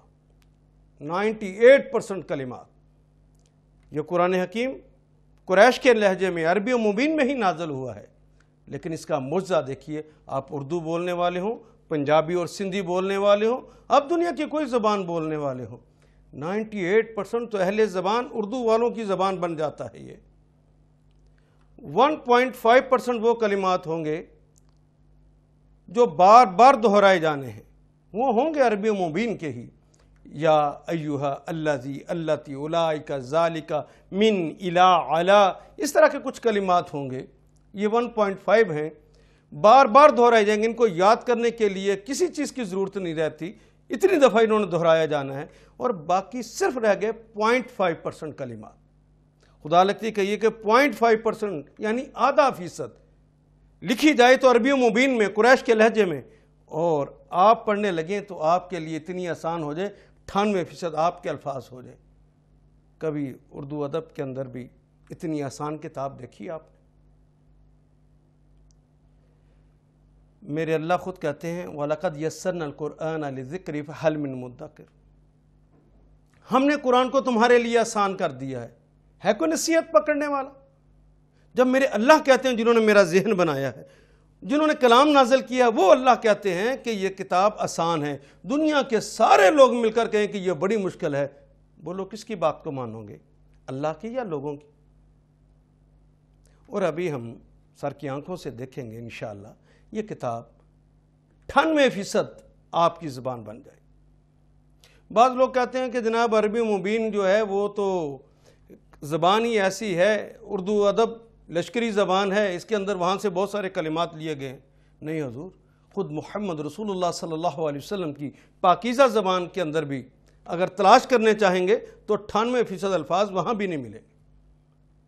کسی اور ادیب کی کتاب کو اٹھا کر دیکھ لیجئے، وہاں پر ایسے الفاظ نہیں ملیں گے۔ یہ کلام الہی کا اعجاز ہے کہ وہاں 98% آپ کی زبان بن جائے۔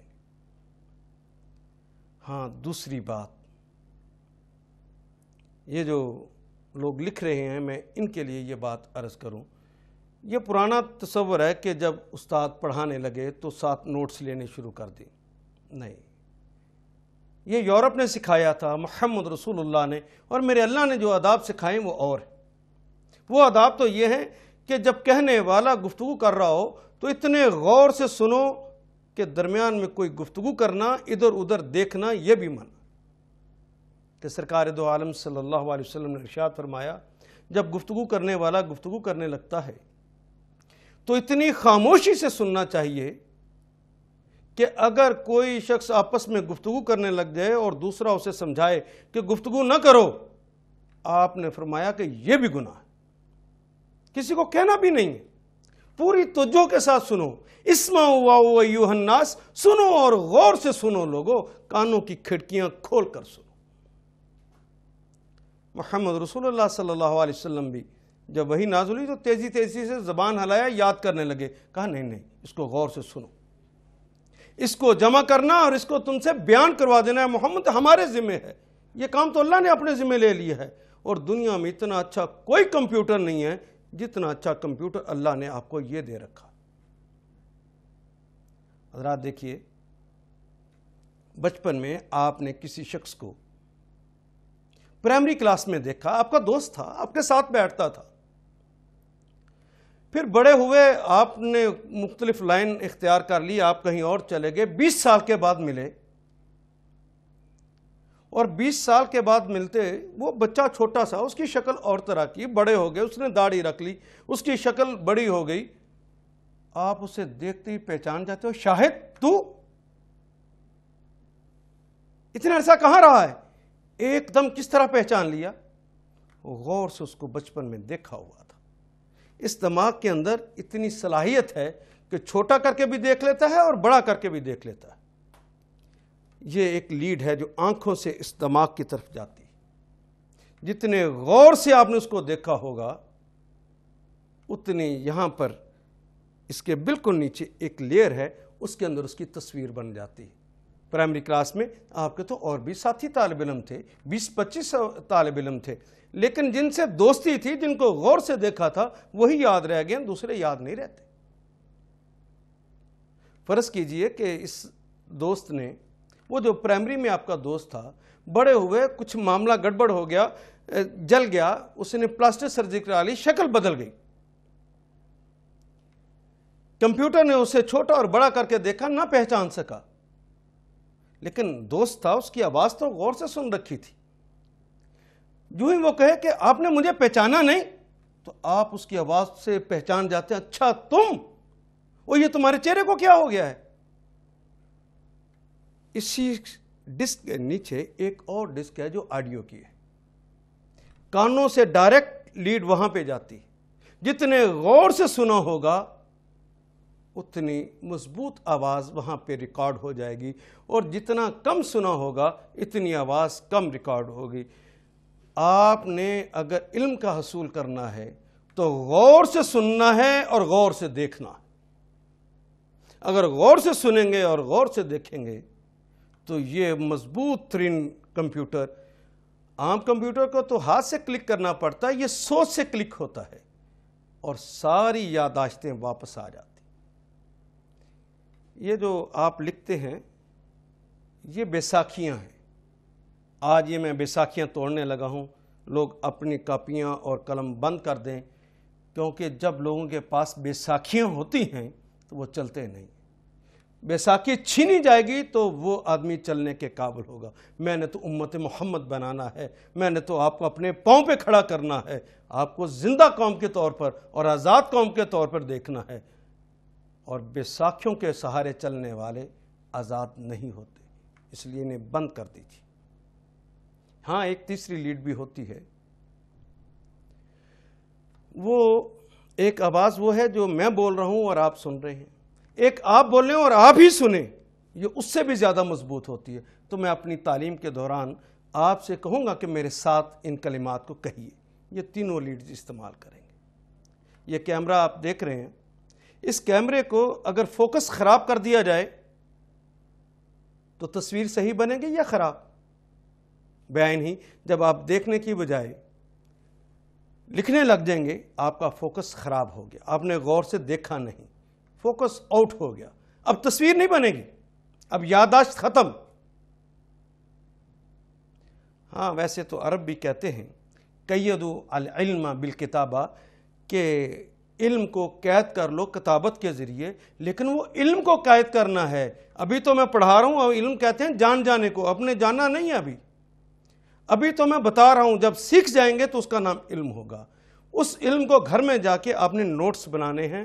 یہ جب آپ نوٹس بنائیں گے تو یہ آپ نے قید کیا ہے, ورنہ آپ کے فوکس کے خراب ہوتے ہی تصویر بھی دھندلا جائے گی اور پھر آواز بھی ٹھیک طرح ریکارڈ نہ ہوگی اور آپ بھول جائیں گے. آج سے کوشش کرنا ہے کہ بات کو غور سے سننا ہے. غور سے سنیں گے انشاءاللہ پوری قوت کے ساتھ یہ بات آپ کے دماغ میں بیٹھی جائے گی, اور تقوی کی جو روش اپنائے گا ساری بات سمجھ اس کو آئے گی. میں خاموش ہوتا ہوں, آپ ایک لمحے کے لیے فیصلہ کر لیجئے, کیا قرآن حکیم کو واقعی سیکھنا ہے؟ کیا تقوی کی روش کو اپنانا ہے؟ کیا اللہ اس کے رسول سے پوچھ کر, یہ بلکہ قرآن ہی اس لیے سیکھنے آئے ہیں کہ ہر معاملے میں اللہ اس کے رسول سے پوچھیں گے کہ ہم نے زندگی کس طرح گزارنی. تو پھر انشاءاللہ میں آپ کو یقین دلاتا ہوں کہ آپ بڑی آسانی کے ساتھ اس ساری بات کو سمجھ بھی جائیں گے.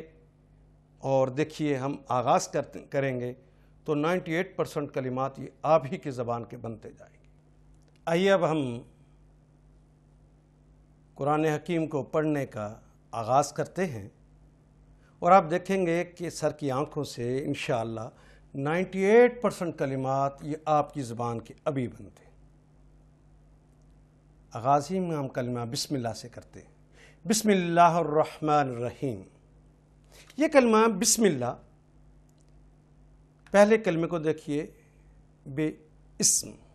یہ کلمہ با جمع اسم سے مل کر بنا ہے.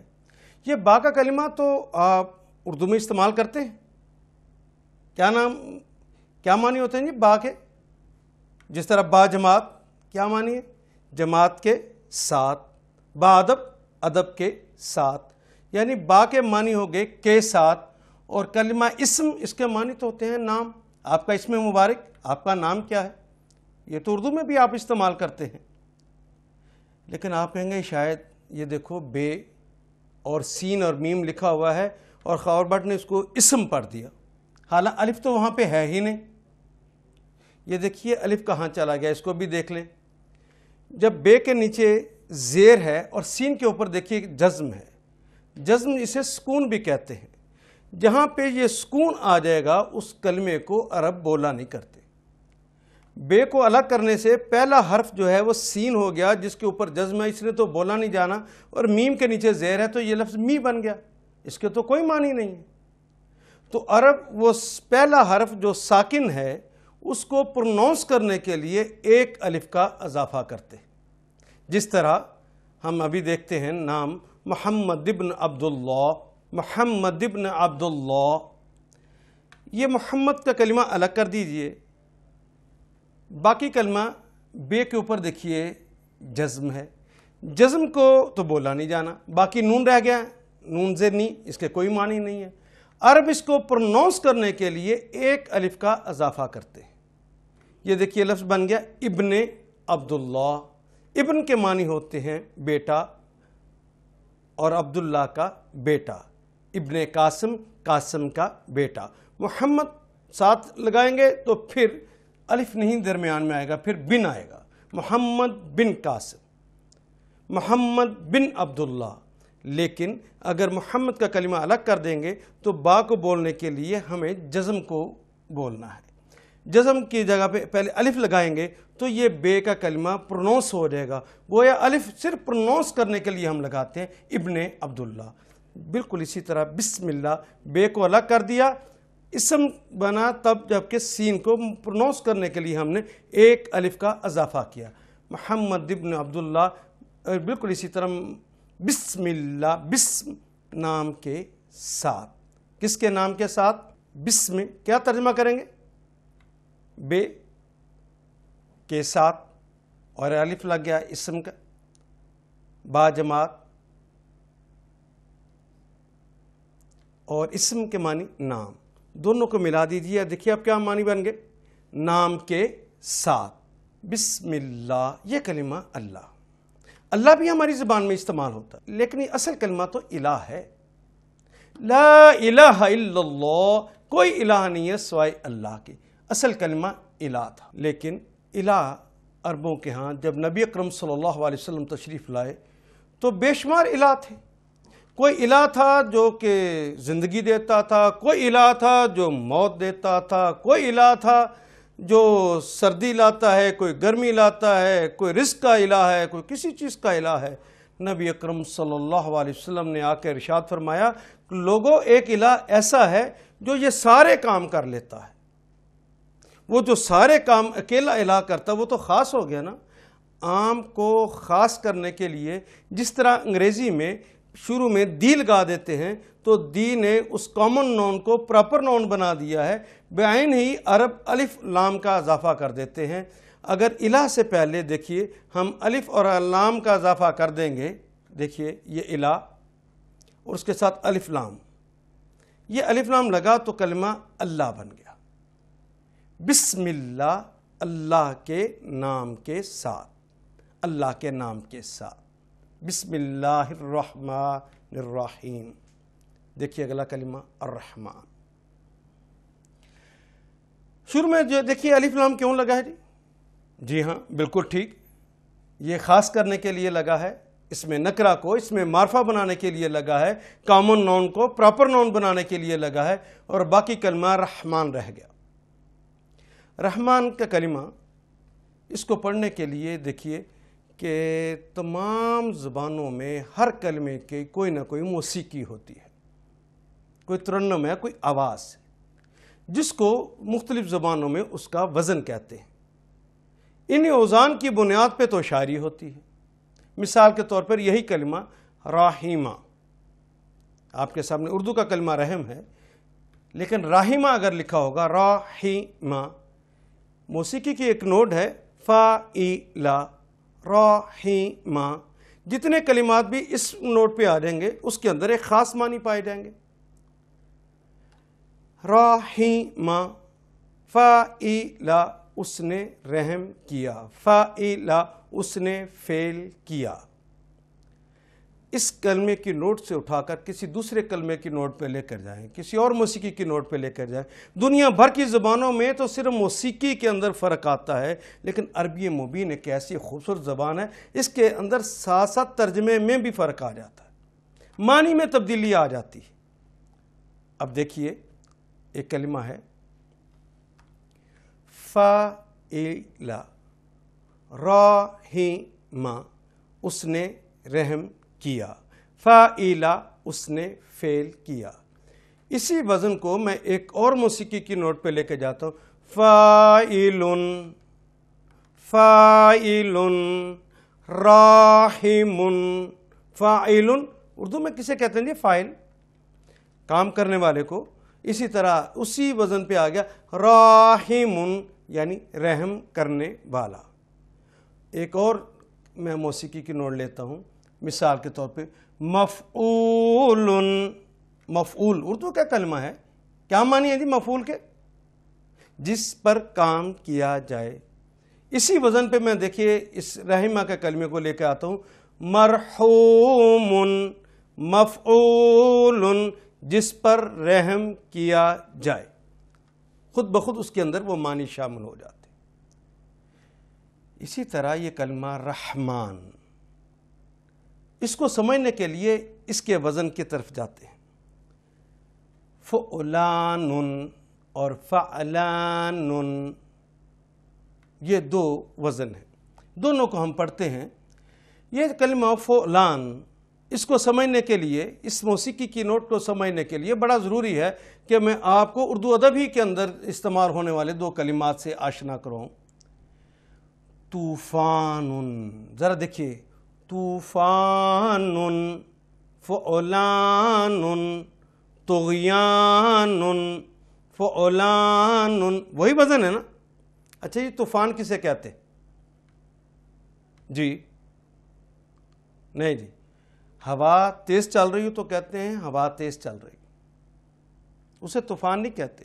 ہوا بہت تیز چل رہی ہو تو کہتے ہیں ہوا بہت تیز چل رہی ہے، اسے بھی طوفان نہیں کہتے. عام جو رفتار ہے اس سے نکل کے وہ جوش، قوت اور ولولے سے آئے، وہ جو عام حد ہے اس کو توڑ دے، اور پھر رستے میں جو بورڈ لگے ہوئے ہیں، جو درخت لگے ہوئے ہیں، رستے کی چیزوں کو بھی توڑ پھوڑ شروع کر دے، تو تب ہم کہتے ہیں طوفان آ گیا. اسی طرح دوسرا کلمہ طغیان، ندی نالے میں بہنے والا پانی اگر تیز بہ رہا ہو تو ہم کہتے ہیں تیز بہ رہا ہے. اگر بہت تیز بہ رہا ہو تو ہم کہتے ہیں ندی کے اندر پانی بہت تیز بہتا ہے.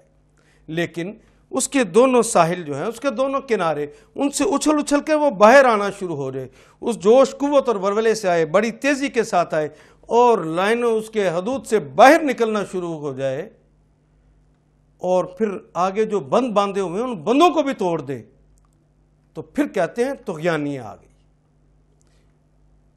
ایک اور وزن دیکھیے، فعلان، غضبان، فیضان. کوئی فرق نہیں ہے، صرف فا کے اوپر ہم نے یہاں پیش پہلے پڑھی تھی، اب فے کے اوپر ہم زبر پڑھ رہے ہیں. فعلان، غضبان، فیضان. غضبان کسے کہتے ہیں جی؟ ہماری زبان کا کلمہ ہے. کوئی کسی سے ناراض ہو جائے تو کہتے ہیں فلاں شخص ناراض ہو گیا. لیکن اگر ناراضگی زیادہ ہو، اس میں جوش، قوت ہو، تو کہتے ہیں فلاں شخص غضب میں ہے. لیکن وہ غضب بھی اتنا زیادہ ہو جائے کہ جوش، قوت اور ولولہ غضب کے اندر اس قدر بڑھ جائے کہ آدمی گالم گلوچ پر اتر آئے، بلکہ مار پیٹ پر اتر آئے، تو ہم کہتے ہیں فلاں شخص بڑا غضبان ہے. اسی طرح یہ لفظ فیضان، کوئی آدمی کسی سے فائدہ اٹھاتا ہے تو ہم کہتے ہیں فلاں شخص نے فلاں سے فائدہ اٹھایا. لیکن فائدہ دینے والے کا فائدہ عام ہو جائے تو کہتے ہیں فلاں نے فلاں جگہ سے فیض حاصل کیا. لیکن فیض دینے والا اس بات کی پرواہ نہ کرے کہ لینے والا کون ہے، وہ صبح و شام دیتا ہو، ہر کس و ناقص کو دیتا ہو، تو کہتے ہیں فلاں کا فیضان جاری ہے. تو گویا ان چاروں کلمات کے اندر طوفان، طغیان، غضبان، فیضان، ان چاروں کلمات کے اندر اگر ہم غور کرتے ہیں تو ہمیں پتہ چلتا ہے کہ ان کے اندر جو قدر مشترک ہے وہ یہ ہے، جوش، قوت اور ولولے سے آنا، حدوں سے نکل کر آنا، اور رستے کی رکاوٹوں کو توڑ کر آنا. یہ اس کے اندر قدر مشترک آ گئی.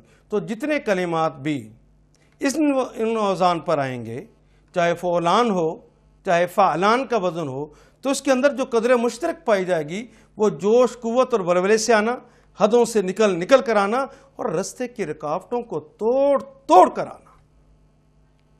اب دیکھیے فعلان، رحمان، دیکھیے اس کے اندر یہ ساری صفات شامل کر دیجئے تو کیا معنی بن جائیں گے؟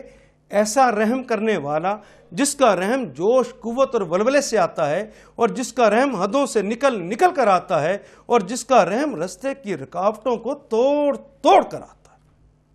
اور شروع میں الف لام لگ گیا ہے، یہ تو خاص کرنے کے لیے ہوگا نا، گویا ایسا رحم کرنے والا کوئی اور ہے ہی نہیں جیسا وہ رحم کرتا ہے، جس کا رحم جوش، قوت اور ولولے سے آئے، حدوں سے نکل کر آئے، اور رستے کی رکاوٹوں کو توڑ کر آئے۔ ہاں، ایک اور بھی اس کے اندر بڑی گہری بات ہے، اس کو بھی دیکھیے۔ ایک پڑھا آپ نے فعلان اور ایک آپ نے پڑھا فعلان۔ جو پیش کے ساتھ آتے ہیں اس کے اندر وہ چیزیں پائی جاتی ہیں جو مادی ہوتی ہیں، جس طرح طوفان مادی چیز ہے، طغیان مادی چیز ہے، پانی سے آتا ہے، لیکن غضبان، فیضان، فیض، غضب، یہ مادی چیزیں نہیں ہیں۔ جو فعلان کا وزن ہوگا یہ غیر مادی چیزیں ہیں، اور جو فعلان کا وزن ہوگا وہ مادی چیزیں ہوں گی۔ یہاں کلمہ رحمان، رحم ایک غیر مادی چیز ہے، ایک جذبے کا نام ہے، مادی چیز نہیں ہے، اس لیے یہ فعلان کے وزن پہ آیا، اور الف لام نے بتایا کہ ایسا رحم کرنے والا اور کوئی ہے ہی نہیں، وہ تو خاص ہے۔ بسم اللہ الرحمن الرحیم، اس اللہ کے نام کے ساتھ جس کا رحم جوش، قوت اور ولولے سے آتا ہے، حدوں سے نکل کر آتا ہے، اور رستے کی رکاوٹوں کو توڑ کر آتا ہے۔ الرحیم، اگلا کلمہ جی، یہ بات واضح ہو گئی؟ آئیے پھر اب الرحیم پڑھتے۔ الرحیم، یہاں پر بھی الف لام لگا ہے، جسے خاص کرنے کے لیے ہو گیا۔ یہ تو کامن نون کو پراپر نون بنانے کے لیے، کامن نون تھا رحیم، الرحیم ہو گیا، وہ خاص ہو گیا۔ الف لام تو خاص کرنے، باقی رحیم کا کلمہ رہ گیا۔ رحیم عربی کا ایک وزن ہے، جس طرح راحمہ، فاعلہ، راحم، فاعل، اور جس طرح کہتے ہیں مرحوم، مفعول، ابھی ہم نے پڑھا تھا۔ اسی طرح ایک وزن اور ہے فعیل، فعیل، فعیل کے وزن پہ آنے والے کلمات کے اندر کیا قدر مشترک پائی جاتی ہے اس کو ہم دیکھتے ہیں۔ ایک کلمہ ہے، ہم دو کلمات لیتے ہیں، دونوں کلمات ہماری اپنی زبان میں بھی مستعمل ہیں۔ مثال کے طور پہ علیم، رحیم، فعیل، عظیم، کریم، یہ مختلف کلمات میں نے لیے ہیں جو فاعلون کے وزن پر آتے ہیں۔ اب دیکھیے علیم، علیم کسے کہتے ہیں جی؟ ہماری زبان میں بھی یہ کلمہ استعمال ہوتا ہے جی؟ نہیں جی، جاننے والا وہ تو عالم کو کہتے ہیں، عالم کہتے ہیں جاننے والے کو۔ جو بہت زیادہ جانتا ہے اسے علامہ کہتے ہیں، علیم نہیں کہتے۔ جو سب سے زیادہ جانتا ہے اسے عالم الناس کہتے ہیں، اسے علیم نہیں کہتے۔ کلمہ علیم کو سمجھنا ہے تو آئیے میرے ساتھ دیکھیے، میں آج آپ کو یہاں پر اس لمحے علیم اور عظیم پڑھا رہا ہوں۔ وہ جو عالم جن کا تذکرہ آپ نے کیا، انہوں نے علم کیسے حاصل کیا تھا جی؟ ہاں، تجربوں سے، مشاہدوں سے، مطالعات سے۔ جس کا علم مطالعوں کا محتاج ہوتا ہے، جس کا علم مشاہدوں کا اور تجربوں کا محتاج ہوتا ہے، وہ تو عالم بن سکتا ہے، علامہ بن سکتا ہے، عالم الناس بن سکتا ہے، علیم نہیں بن سکتا۔ میں آپ کو یہ کلمہ پڑھا رہا ہوں، کیا میرے پیدا ہونے سے پہلے میرے اللہ کو پتا تھا یا نہیں پتا تھا کہ یہ بندہ فلاں فلاں فلاں فلاں کو، جن کے نام بھی مجھے نہیں پتا، ان سب کو یہ کلمہ علیم اتنے بج کر اتنے منٹ اور اتنے سیکنڈ پہ پڑھائے گا؟ اللہ نے کہاں سے پڑھ لیا تھا؟ کیا کسی مطالعے کا نتیجہ ہے؟ یا اللہ نے کوئی مشاہدہ کیا ہے؟ یا اللہ کو کوئی تجربہ ہوا تھا؟ نہیں جی نہیں، نہ مشاہدہ، نہ مطالعہ، نہ تجربہ۔ جس کو اپنے علم کے لیے مطالعوں کی، تجربوں کی اور مشاہدوں کی ضرورت نہ ہو وہ علیم ہوتا ہے۔ دوسری بات، وہ عالم صاحب جن کا آپ تذکرہ کر رہے تھے، انہوں نے اگر مشاہدات نہیں کیے، تجارب نہیں کیے، مطالعات نہیں کیے تو ان کے پاس علم نہیں تھا، وہ لمحہ ان کے عالم ہونے کا نہیں تھا۔ اور اس بات کا بھی امکان ہے انہوں نے جب علم حاصل کر لیا اس کے بعد سر پہ ایک چوٹ لگے، دماغ کی کوئی بیماری ہو جائے، وہ علم ان سے چھن جائے گا۔ کیا اللہ پر کبھی کوئی لمحہ ایسا آیا کہ ان کے پاس علم نہ ہو؟ یا اللہ سے کوئی علم چھین سکتا ہے؟ گویا اللہ کا علم ازل سے ہے اور ابد ابد ہوگا، اور اللہ کا علم ان کی ذات کی وجہ سے ہے، کسی اور کی وجہ سے نہیں ہے، نہ کسی تجربے، نہ کسی مشاہدے، نہ کسی مطالعے کا نتیجہ ہے۔ اللہ کے پاس علم تو اس لیے ہے کہ وہ اللہ ہے۔ گویا جس کا علم اس کی ذات کی وجہ سے ہو اور اس کا علم ازل سے ابد ابد ہو، اس ہستی کو علیم کہتے ہیں۔ وزن کیا ہے؟ فاعل۔ اسی بات کو سمجھنے کے لیے آئیے دیکھیے ہم ایک اور کلمہ پڑھتے ہیں، عظیم فاعل۔ یہ کلمہ عظیم ہماری زبان میں استعمال ہوتا ہے۔ ہر انسان کی زندگی عبارت ہے عروج اور زوال سے۔ کچھ اسباب ہوتے ہیں جن کی وجہ سے انہیں عروج ملتا ہے، اور کچھ اسباب ہوتے ہیں جن کی وجہ سے انہیں زوال ہو جاتا ہے۔ کیا اللہ پر کوئی لمحہ ایسا آیا کہ ان پہ عروج نہ ہو؟ کیا اللہ پر کبھی کوئی اسباب ان سے چھن جائیں، ان پر زوال آ سکتا ہے؟ اللہ کا عظمتیں ازل سے ہیں اور ابد ابد رہیں گی۔ اللہ کی عظمت، میں اور آپ سب مل کر اللہ کے نام کی مالا جپیں، ہم سب مل کر اللہ کے نام کو بلند کریں، تو کیا اللہ کی عظمتوں میں اتنا سا اضافہ کر سکتے؟ اور نعوذ باللہ ہم سب مل کر اللہ کی خدا نہ خواستہ تنقیص کریں، گالیاں دیں، تو کیا اللہ کی عظمتوں میں اتنا سی بھی کمی ہم کر سکتے ہیں؟ اللہ کی عظمتیں تو اللہ کی ذات کی وجہ سے ہیں، اس لیے عظیم ہے کہ وہ اللہ ہے۔ تو گویا وہ صفت موصوف کی ذاتی ہوتی ہے، اور وہ صفت ازل سے ابد ابد ہوتی ہے۔ گویا قدر مشترک دونوں میں دیکھیے کیا نکلی، ہمیشگی اور دوامیت، ازل سے ابد ابد کا ہونا، اور دوسری بات یہ کہ وہ صفت موصوف کی ذاتی ہے۔ یہ چیزیں دونوں ہم یہاں پر قدر مشترک کے طور پر ہم نے حاصل کی۔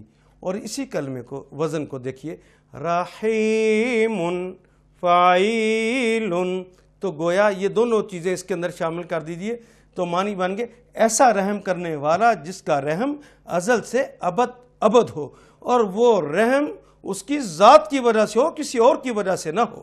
ہم اس قابل نہ سہی کہ وہ ہم پر رحم کرے، اس نے تو رحم کرنا ہے اپنی ذات کی وجہ سے۔ اب دیکھیے، بسم اللہ الرحمن الرحیم، اللہ کے نام کے ساتھ جس کا رحم جوش، قوت اور ولولے سے آتا ہے، جس کا رحم حدوں سے نکل کر آتا ہے، اور جس کا رحم رستے کی رکاوٹوں کو توڑ توڑ کر آتا ہے، وہ اللہ جس کا رحم ازل سے ابد ابد ہے، اور جس کا رحم اس کی ذات کی وجہ سے ہے۔ اور الف لام نے بتایا وہ اکیلا ایسا ہے، اس جیسی کوئی اور ہستی ہے بھی نہیں۔ اب اتنے لمبے کلمات ہم تو اپنی زبان میں استعمال کرنے سے عاجز ہیں، ہماری زبان بڑی عاجز زبان ہے، ہم وہ استعمال نہیں کر سکتے، اس لیے ترجمہ کرتے ہیں اللہ کے نام سے جو رحمان اور رحیم ہے۔ ورنہ رحمان کہیں گے تو وہ سارے معنی جو قدر مشترک وہ اس میں شامل کر کے ہم بات کہیں گے تو تب وہ پوری بات ہو سکے گی۔ لیکن آپ دیکھتے ہیں بسم اللہ الرحمن الرحیم، جب اس کا ترجمہ کہیں پڑھتے ہیں تو لکھا تھا شروع کرتا ہوں اللہ کے نام سے، یا شروع کرتی ہوں اللہ کے نام سے جو رحمان اور رحیم ہے۔ یہ شروع کرتا ہوں کہاں سے لے لیتے ہیں؟ یہاں تو کوئی نہیں لکھا۔ جی، چونکہ نبی اکرم صلی اللہ علیہ وسلم نے ارشاد فرمایا تھا کہ ہر کام کا آغاز بسم اللہ الرحمن الرحیم سے کیا کرو، تو ہم رسول اللہ کے حکم کی اتباع کرتے ہوئے کہتے ہیں کہ رسول اللہ آپ نے حکم دیا تھا تو ہم آپ کے حکم کے مطابق اس کام کا آغاز بسم اللہ الرحمن الرحیم سے کر رہے ہیں۔ اس لیے لکھتے ہیں شروع کرتا ہوں اللہ کے نام سے، یا شروع کرتی ہوں اللہ کے نام سے۔ یہ دیکھیے بسم اللہ الرحمن الرحیم کے اندر یہ با کا کلمہ ہماری زبان میں استعمال ہوتا ہے، اس کا دائرہ لگ گیا۔ اسم بھی استعمال ہوتا ہے، اللہ بھی استعمال ہوتا ہے، رحم اور رحمان بھی استعمال ہوتا ہے، رحم اور رحیم بھی ہماری زبان میں استعمال ہوتا ہے۔ تو دیکھیے یہاں تو سارے کے سارے کلمات ہماری زبان کے ہو۔ بسم اللہ الرحمن الرحیم، خدا لگتی کہیے کہ اگر ہم نبی اکرم صلی اللہ علیہ وسلم کے کہنے کے مطابق ہر کام کا آغاز بسم اللہ الرحمن الرحیم سے کر لیں تو کیا ہمارے کام آسان نہ ہو جائیں گے؟ کیا ہمارے کام کے اندر کوئی مشکل آئے گی؟ اگر رحم کرنے والا جوش، قوت اور ولولے سے رحم کرے تو رستے کی کوئی رکاوٹ رہ جائے گی؟ وہ رحم کرنے والا تو ازل سے ابد تک رحم کرنے والا ہے، اور اس نے رحم تو اپنی ذات کی وجہ سے کرنا ہے۔ میں مثال کے طور پہ قرآن حکیم پڑھنے لگا ہوں، مجھے عربی نہیں آتی اور میں نے بسم اللہ الرحمن الرحیم پڑھ لیا ہے، تو پھر میرے عربی نہ جاننا، گرامر کا نہ جاننا، ڈکشنری کے الفاظ کو نہ پہچاننا، یہ رکاوٹ بن سکے گا؟ میں نے پڑھ لیا بسم اللہ الرحمن الرحیم محمد رسول اللہ کے کہنے پر، تو ساری مشکلیں کیا آسان نہ ہو جائیں گی؟ دیکھیے ایک ایک کلمہ آپ نے اس کو سمجھا، اس کے اندر اترے۔ یہی تو ہم نے دعا کی تھی شروع میں کہ اللہ علم نافع دینا، وسیع دینا اور گہرا دینا، آپ اس کے اندر اتر کے اس کے معنی کو تلاش کر کے لائیں۔ آپ نے دیکھا کہ اس کے اندر کتنے جوش، قوت اور بلبلے سے اللہ رحم فرماتے ہیں، تو رکاوٹ تو کوئی رہ نہیں سکتی۔ ایک مولانا جمعے کے خطبے میں بسم اللہ الرحمن الرحیم کے فوائد بتا رہے تھے، اس کی برکتیں بتا رہے تھے، تو جوش میں آ کے انہوں نے کہا کہ جناب آپ بسم اللہ الرحمن الرحیم پڑھیں گے تو پانی کے اوپر بھی چلیں گے تو دریا اور نہر جو ہے وہ رستہ دے دے گا، آپ پانی کے اوپر چل کر دوسری سائڈ پہ چلے جائیں گے۔ ایک کسان بیچارہ سادہ سا سن رہا تھا، اس نے کہا یہ تو بہت ہی اچھا ہو گیا۔ مسجد کے بیک سائڈ پہ اس کا گھر تھا اور مسجد کے سامنے ایک نہر تھی اور بالکل اس کے سامنے ہی اس کے کھیت تھے، لیکن پل تقریباً 1.5-2 میل دور تھا۔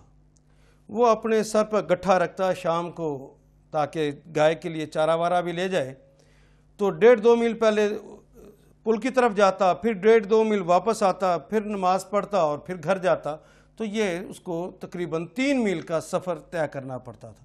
جب یہ سن اس نے کہا لو جی بسم اللہ، ادھر ہم نکلیں گے کھیت سے اور بسم اللہ الرحمن الرحیم کہا کہ پانی میں پاؤں رکھیں گے اور پانی رستہ دے دے گا، ہم مسجد میں آ جائیں گے، نماز پڑھ کے گھر چلے جائیں۔ اس نے اگلے دن پانی میں پاؤں رکھتے بسم اللہ کہا، پانی نے رستہ دے دیا، بڑا خوش۔ پورا ہفتہ اسی طرح گزر گیا۔ اس نے کہا اچھا جمعے کو مولوی صاحب آئیں گے، میں مولوی صاحب کو شکریہ ادا کروں گا۔ وہ مولوی صاحب کا شکریہ ادا کرنے کے لیے چلا گیا۔ مولوی صاحب آپ کا میں شکر گزار ہوں، میں تو 3 میل جاتا تھا تو بڑا مشکل ہو گیا تھا، اب تو ماشاءاللہ بسم اللہ پڑھتا ہوں، پانی کے اندر پاؤں رکھتا ہوں اور پانی رستہ دے دیتا ہے، میں گھر آ جاتا ہوں۔ تو مولوی صاحب کہتے ہیں واقعی؟ کہا ہاں میں روز کرتا ہوں۔ تو مولوی صاحب کہا اچھا ٹھیک ہے، آپ یقیناً کرتے ہوں گے، آپ جائیے۔ مولوی صاحب نے کہا چلو میں بھی پتہ کرتا ہوں۔ مولوی صاحب نے اپنے گرد ایک رسہ باندھا اور نہر کے کنارے جو درخت ہے رسے کا دوسرا سرا وہاں باندھا کہ دیکھتا ہوں واقعی بندہ پانی کے اوپر چل سکتا ہے کہ نہیں۔ بھئی اگر چل پڑا تو ٹھیک، نہ چل سکا تو رسہ بندھا ہوا ہے، اس کے ذریعے باہر آ جاؤں گا۔ مولوی صاحب نے بسم اللہ کہہ کے پاؤں رکھا پانی کے اندر، جو ہی پاؤں رکھا پانی کے اندر، وہاں سے پانی بڑا گہرا تھا، ڈھم سے پانی کے اندر گرے، زور سے جھٹکا لگا، پیچھے سے رسہ ٹوٹ گیا اور مولوی صاحب غوطے کھانے لگے۔ وہ مولوی صاحب نہیں غوطے کھا رہے، میں اور میری پوری قوم بے یقینی کی وجہ سے پوری طرح غرق ہو گئی اور غوطے کھا رہی۔ کاش ہمیں محمد رسول اللہ کی بات کا یقین ہوتا کہ بسم اللہ الرحمن الرحیم پڑھ دینے سے انہونیاں ہو جاتی ہیں، اللہ وہ کام کروا دیتے ہیں کہ عقلیں دنگ رہ جاتی ہیں۔ آئیے پورے شعور کے ساتھ ایک دفعہ پھر پڑھیں بسم اللہ الرحمن الرحیم، ایک دفعہ پھر پڑھیے بسم اللہ الرحمن الرحیم، اور آئیے دعا کرتے ہیں اللہ سے۔ یہ وہ دعا ہے جو محمد رسول اللہ نے بھی مانگی تھی۔ آپ میرے ساتھ آمین کہیں گے۔ میں دعا اردو میں ہی مانگوں گا۔ بسم اللہ الرحمن اللہم صلی علی محمد وعلی آل محمد کما صلیت علی ابراہیم وعلی آل ابراہیم انک حمید مجید، اللہم بارک علی محمد وعلی آل محمد کما بارکت علی ابراہیم وعلی آل ابراہیم انک حمید مجید۔ اے اللہ، قرآن کو ہمارے دل کی بہار بنا دے، دل کا سرور بنا دے، آنکھوں کا نور بنا دے، غموں کا مداوا بنا دے، دکھوں کا علاج بنا دے۔ یا اللہ، قرآن حکیم کو ہمارا ساتھی بنا دے، لمحات کا ساتھی، سوچ کا ساتھی، ساری زندگی کا ساتھی بنا دے، وقت عیش کا ساتھی بنا دے، وقت تیش کا بھی ساتھی بنا دے۔ یا اللہ، قرآن حکیم کو ہمارے لیے شفا بنا دے، اور قرآن حکیم کو ہمارے لیے شفاعت کرنے والا بنا دے۔ وصلی اللہ تعالی خیر خلقہ محمد وآلہ واصحابہ اجمعین برحمتک یا ارحم الراحمین۔